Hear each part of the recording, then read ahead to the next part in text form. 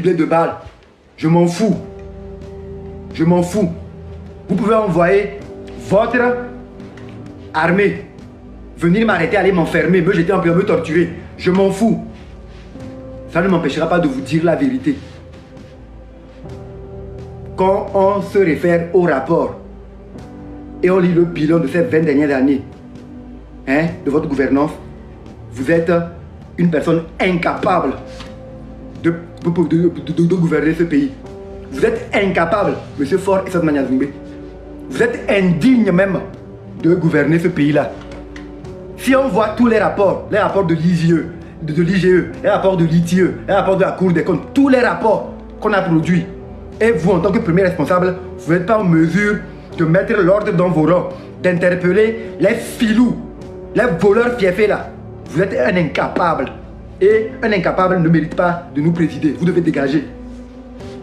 Sonnez minuit aujourd'hui, je serai votre opposant numéro 1 dans ce pays. Votre opposant. Je m'oppose à votre gouvernance crapuleuse. Je m'oppose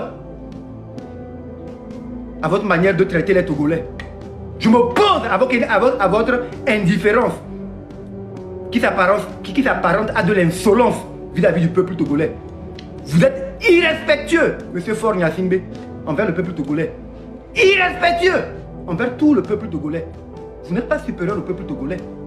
Vous n'êtes pas plus important que nous. S'il n'y a pas eu des gens qui ont pu vous le dire, moi je vous le dis.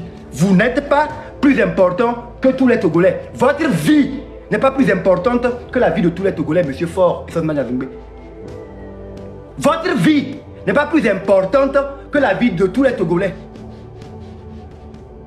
À l'heure actuelle où je vous parle, les enseignants sont plus importants que vous dans ce pays. Parce que les enseignants enseignent, ils éduquent les enfants, ils forment la relève de demain, ils sont utiles. Si on doit se référer au rapport et au fait que vous n'êtes pas en mesure de mettre la main sur ceux qui font les filouteries, vous êtes un bon à rien. Vous êtes un bon à rien, et un bon à rien, on n'en a pas besoin.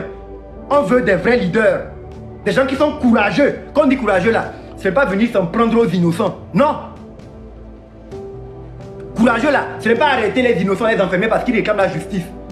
C'est être en mesure d'arrêter ceux qui volent l'argent du pays, même s'ils sont de mon bord politique. C'est ça, un vrai chef de famille. C'est ça. Vous êtes président pour tous les Togolais, pas pour un groupe de personnes. Et quand les gens sont dans votre cercle, ils volent, ils font des forfaitures, vous vous taisez. Et quand c'est des gens qui ne sont pas de votre bord, vous les faites arrêter. Ça va se passer où comme ça éternellement? À partir d'aujourd'hui, minuit,